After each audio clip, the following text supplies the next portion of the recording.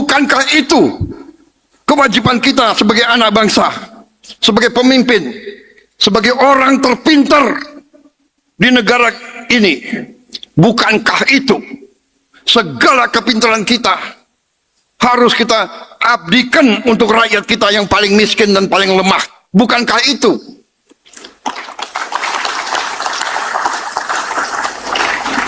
Silakan. Kalau ada yang berpendapat lain, hak.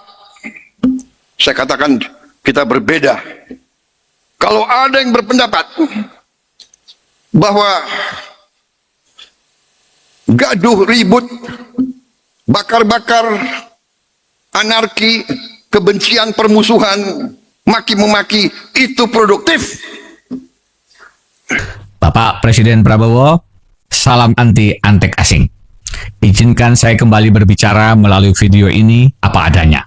Video saya sebelumnya memecat Gibran mendapatkan tanggapan luas.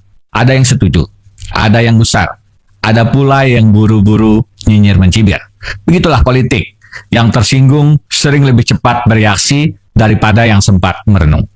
Karena itu, saya berutang penjelasan. Mengapa Gibran perlu dipecat dan bagaimana pemecatan itu dilakukan? Pertama, mengapa Gibran wajib dipecat? Jawabannya mudah. Jangankan dipecat dari jabatan wakil presiden. Menurut pandangan saya, sejak awal Gibran tidak layak menjadi calon wakil presiden. Saya berpendapat, pemilu kita sudah dimanipulasi. Demokrasi, dolat rakyat, dibajak duitokrasi, dolat uang. Stefan Levitsky dan Daniel Ziblatt dalam How Democracies Die mengingatkan bahwa demokrasi sering tidak roboh oleh satu tsunami besar. Ia terkikis perlahan ketika para penjaga gerbang politik berhenti menjaga. Lalu pembengkokan aturan diterima sebagai kelaziman. Demokrasi tidak selalu dibunuh dengan tank. Kadang-kadang ia dibius dengan uang, dibedah operasi manipulasi putusan, lalu dimakamkan melalui pemilu yang pura-pura. Sedari awal, Gibran telah memanfaatkan cawe-cawe sang paman Usman dan ayah Jokowi untuk menjadi kontestan pemilu dan untuk menang. Putusan MK nomor 90, putusan dari paman Usman untuk ponakan Gibran adalah cawe-cawe nyata paling rusak dalam sejarah kepemiluan Indonesia. Putusan itu meluluh lantakkan wibawa Mahkamah Konstitusi. Maka memberhentikan Gibran sebagai wakil presiden bukan hanya perlu, tetapi wajib. Sebagai penebusan dosa kolektif bangsa yang kita lakukan bersama-sama. Bagaimana cara memecat Gibran? Pertama, secara yuridis tentu prosesnya tidak mudah. Jalannya berliku. Pendapat atau pendakwaan politik di DPR. Penuntutan dan putusan hukum di Mahkamah Konstitusi. Kemudian putusan politik akhir di MPR. Kedua, secara politis matematis prosesnya justru lebih mudah. Dengan koalisi pendukung pemerintah yang menguasai nyaris seluruh kekuatan di DPR, pendakwaan politik seharusnya dapat lolos mulus. Saya prediksi, PDI Perjuangan yang katanya bukan koalisi akan berada di garis depan untuk memakzulkan londo ireng Gibran bin Jokowi. Persoalan terbesar justru yang ketiga, etis politis. Wajar jika Bapak Presiden Prabowo merasa tidak etis memberhentikan Gibran karena merasa berutang kemenangan dan kursi presiden kepada Jokowi. Kita tentu masih ingat teriakan lantang Bapak, "Hidup Jokowi!" Bapak Presiden, dalam pandangan saya, tidak ada utang etika kepada orang yang merusak moral bernegara. Ingat, Gibran menjadi wakil presiden, pondasi utamanya adalah pelanggaran etika berat yang diputus resmi oleh Majelis Kehormatan Mahkamah Konstitusi. Bapak Presiden, secara legal formal, alasan konstitusionalnya juga terang. Pasal 7A Undang-Undang Dasar 1945 mengatur bahwa wakil presiden dapat diberhentikan jika terbukti melakukan pengkhianatan terhadap negara, korupsi, penyuapan tindak pidana berat lainnya, perbuatan tercela, atau tidak lagi memenuhi syarat sebagai wakil presiden. Tentu, semua harus didasarkan pada fakta dan bukti nyata. Jangan sampai kita hanya berburuk sangka. Semua wajib melalui proses hukum yang adil dan profesional. Pertanyaannya tinggal satu, beranikah kita memulainya? Seringkali persoalannya bukan tidak mampu, unable, tetapi tidak mau, unwilling. Sekarang, sebagai nakhoda bangsa, arah kapal negara berada di tangan Bapak Presiden Prabowo. Saya tetap berpandangan membiarkan wakil presiden yang minim kapasitas intelektual dan wibawa bernegara adalah dosa bersama yang harus segera dihentikan. Membiarkan wakil presiden raka bukan hanya masalah bagi presiden, tetapi juga malapetaka bagi bangsa. Ingat, Pak Prabowo, Londo Ireng biasanya tidak jauh. Ia dekat, mengintai, dan siap menikam dalam diam.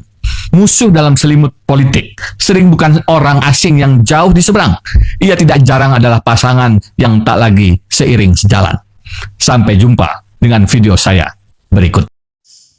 Selamat datang kembali rekan-rekan dan sahabat sejiwa di seluruh pelosok Nusantara. Sebagai anak bangsa yang mencintai tanah air ini, kita tentu sepakat bahwa kepintaran, wewenang, dan seluruh kedudukan yang kita miliki sejatinya harus diabdikan untuk rakyat yang paling membutuhkan. Negara ini berdiri di atas aturan, keadilan, serta etika bernegara yang luhur. Namun belakangan ini kita menyaksikan dinamika politik yang begitu menguji prinsip-prinsip dasar demokrasi kita.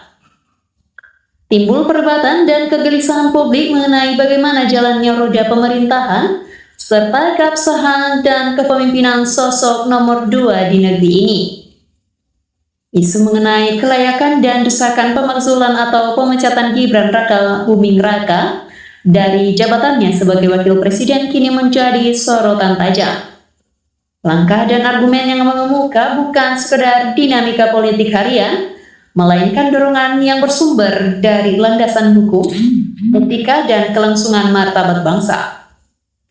Ya, jika kita mencermati kembali akar masalahnya, aspek pertama yang sangat mendasar adalah persoalan etika dan legitimasi konstitusional demokrasi kerap kali tidak runtuh akibat guncangan besar yang mendadak, melainkan terkikis secara perlahan ketika aturan dibengkokkan dan pelanggaran etika dianggap sebagai hal yang lazim. Proses yang mengantarkan Gibran menuju kursi kekuasaan berawal dari putusan Mahkamah Konstitusi nomor 90 yang terbukti melahirkan pelanggaran etika berat, sebagaimana diputuskan oleh Majelis Kehormatan Mahkamah Konstitusi. Ketika fondasi awal sebuah posisi kepemimpinan berdiri di atas manipulasi aturan dan favoritisme kekeluargaan, maka legitimasi moral kepemimpinan tersebut pada dasarnya telah gugur. Secara aturan tata negara pasal 7A Undang-Undang Dasar 1945 telah mengatur secara tegas kriteria pemberhentian presiden maupun wakil presiden, termasuk perbuatan tercela atau ketidakmampuan memenuhi syarat jabatan. Membiarkan seorang pejabat tinggi negara bertahan di jabatannya dengan beban pelanggaran etika bernegara yang begitu kasat mata adalah bentuk pembiaran terhadap rusaknya tatanan hukum nasional. Di samping isu etika dan proses pencalonan, argumen mendasar kedua yang terus disuarakan oleh masyarakat adalah terkait keabsahan dokumen administratif serta kepatuhan terhadap syarat kepemimpinan. Dalam aturan perundang-undangan, pemilu maupun tata kelola pemerintahan, kepemilikan dokumen dan ijazah formal yang sah serta terverifikasi merupakan syarat mutlak yang tidak dapat ditawar. Ketika ketidakjelasan dan dugaan ketidaksesuaian dokumen pendaftaran terus mengemuka tanpa adanya pembuktian terbuka yang benar-benar solid dan transparan, hal tersebut bukan lagi masalah personal, melainkan menyangkut keabsahan hukum dari seluruh keputusan yang diambil oleh pejabat publik tersebut. Seorang pemimpin yang tidak mampu membuktikan keabsahan dokumen dasarnya secara mutlak akan selalu membayangi pemerintahannya dengan keraguan hukum. Ya, selain permasalahan keabsahan dan etika di masa lalu, aspek ketiga yang dirasakan langsung oleh masyarakat hari ini adalah kinerja dan efektivitas dalam menjalankan tugas sebagai wakil presiden. Jabatan wakil presiden bukanlah posisi simbolis semata atau ajang untuk belajar memimpin. Jabatan tersebut menuntut kapasitas intelektual, wibawa kepemimpinan, serta dedikasi penuh untuk mengordinasikan urusan strategis bangsa bersama presiden. Namun dalam realitasnya, publik menilai hadirnya ketimpangan antara harapan besar masyarakat dan hasil kerja nyata yang ditunjukkan. Banyak fungsi koordinasi yang dinilai tidak berjalan optimal, ketidakhadiran dalam momen krusial, hingga kepemimpinan yang lebih condong pada aspek seremonial daripada penyelesaian masalah substantif rakyat. Hal yang tak kalah pentingnya adalah komitmen terhadap janji politik. Janji-janji kampanye yang pernah disampaikan kepada publik merupakan janji moral dan kontrak sosial antara pemimpin dan rakyatnya.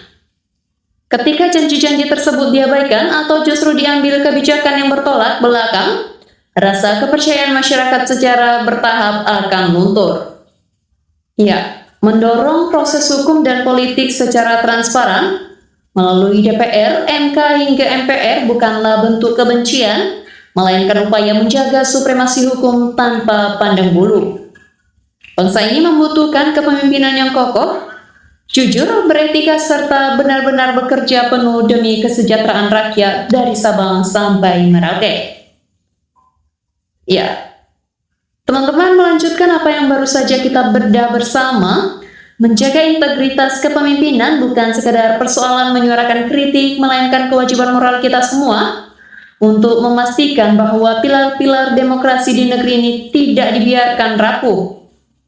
Kita harus menyadari bahwa pembiaran terhadap kompromi etika dan hukum dalam tata kelola pemerintahan akan menciptakan presiden buruk yang sangat berbahaya bagi generasi mendatang.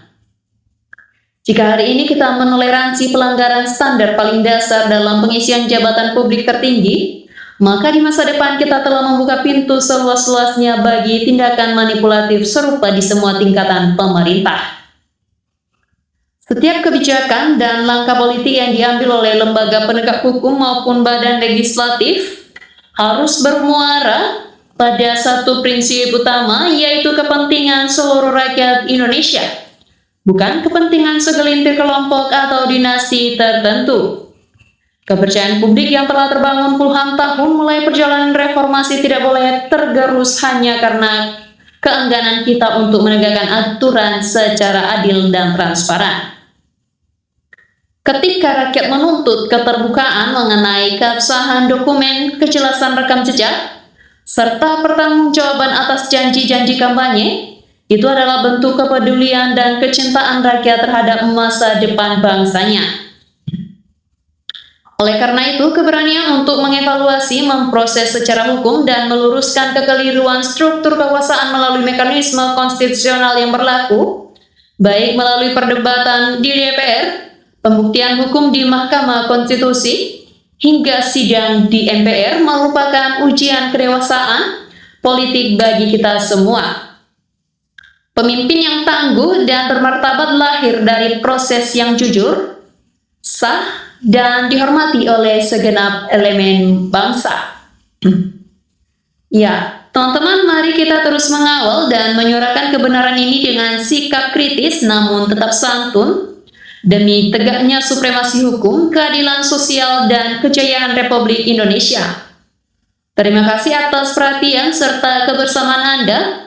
Mari sampaikan pandangan dan aspirasi Anda secara bijak di kolom komentar, demi diskusi yang membangun bagi masa depan bangsa kita. Sampai jumpa di pembahasan selanjutnya.